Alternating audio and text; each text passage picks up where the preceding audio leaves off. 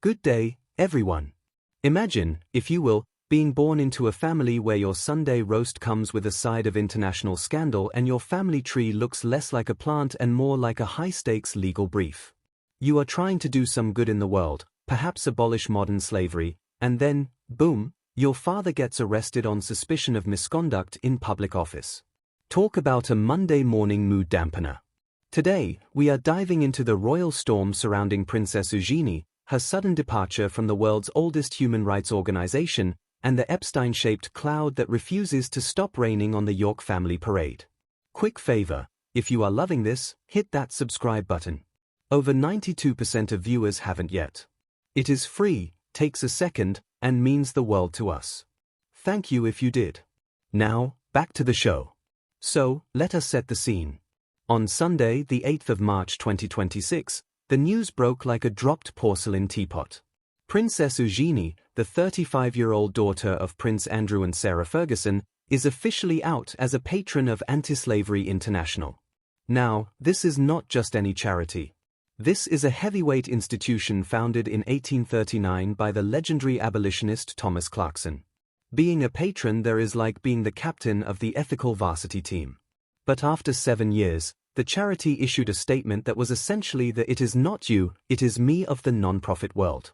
They thanked her, wished her well, and then promptly scrubbed her profile from their website faster than a royal aide hiding the good gin. Why now, you ask?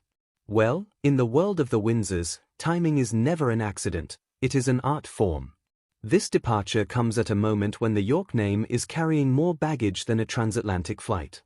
While the charity says the patronage has simply come to an end, the court of public opinion is looking at the calendar and raising an eyebrow so high it is practically in the stratosphere. But before we dig into the why, we have to look at the who, because when your family business is the monarchy, your personal brand is inextricably linked to the people sitting across from you at Christmas dinner. Which brings us to the man of the hour, and not for the reasons he would like. While Eugenie is packing up her patronage, her father, Prince Andrew, is facing his darkest chapter yet. On the 19th of February, the 66-year-old was arrested on suspicion of misconduct in public office in connection with the Jeffrey Epstein investigation. He has denied any wrongdoing, of course, but the headlines are not exactly the kind you want framed on the mantelpiece. Think of it like this: Eugenie is trying to build a beautiful glass house of philanthropy, while her father is standing outside with a bag of very heavy rocks. The Epstein files, the last batch of which dropped in January, mention not just Andrew, but Eugenie, Beatrice, and Sarah Ferguson too. It is a family affair that nobody asked to be invited to.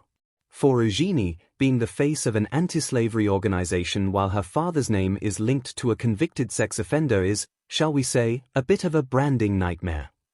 It is like being a spokesperson for fire safety while your dad is famously fond of matches. However, if you think the father-daughter drama is the only fire she is putting out, think again. The plot thickens, and it involves some very interesting mathematics. You see, Eugenie also co-founded her own charity back in 2017 called the Anti-Slavery Collective. Noble goal? Absolutely. The mission is to end sexual exploitation and modern slavery. But lately, the Charity Commission has been looking at the books, and the numbers are doing some very strange gymnastics. In the year ending April 2025, the charity reported an income of about £92,000. Sounds respectable, right? Until you see the expenditure, over £301,000. Now, I am no mathematician, but spending 3 times what you earn is usually a recipe for a very stressful conversation with your bank manager. Most of that money apparently went towards salaries. When the media started asking questions about where the money was actually going, the Charity Commission stepped in to assess concerns. When the people who regulate charities start using words like assessing concerns, it is the professional equivalent of your mum using your full middle name, you know you are in trouble. So, is Eugenie stepping down from Anti-Slavery International because she is too busy with her own foundation, or is she being asked to step back to protect the older charity's reputation? It is the royal version of "you can't fire me, I quit." But hold your horses, because the human element here is even more complicated than the financial one. We often forget that behind the tiaras and the billion-pound estates, These are real people dealing with a family crisis that is playing out on the global stage. Royal author Ingrid Seward put it bluntly, they are tarnished by this. And she is not wrong. Sources say that Beatrice and Eugenie are still incredibly close to their parents.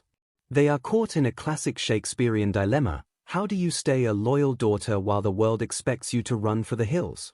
They are trying to create distance and independence, but how do you distance yourself from a fallout that is literally written into your DNA? Imagine trying to maintain your professional credibility when your family's legal troubles are the lead story on every news cycle from London to Los Angeles. It is like trying to run a marathon while wearing lead boots. The sisters are essentially trying to navigate a minefield where every step toward independence is hampered by the York brand. They are the collateral damage in a battle they didn't start, but one they are certainly forced to fight. The silence from the sisters and Sarah Ferguson regarding Andrew's recent arrest has been deafening. But in the royal world, silence is often the loudest statement you can make. It says, we are processing, we are terrified, and please, for the love of all things holy, stop asking us questions all at the same time. So, where does this leave the princess? At 35, she is at a crossroads. She is no longer a working royal in the official sense, but she still carries the Her Royal Highness title, for now. With her patronage ending and her own charity under the microscope, the royal in Royal Fusion TV is looking a little more confusion lately. The departure from Anti-Slavery International marks the end of an era for Eugenie. It was her most significant link to serious, global activism. Losing that platform is a blow, not just to her resume, but to her public image as the relatable royal who actually works for a living. Whether she can bounce back from the financial scrutiny of her own collective and the shadow of her father's arrest remains to be seen. But one thing is for certain. The York family dinner table is going to be very, very quiet this Sunday. Thank you very much for watching.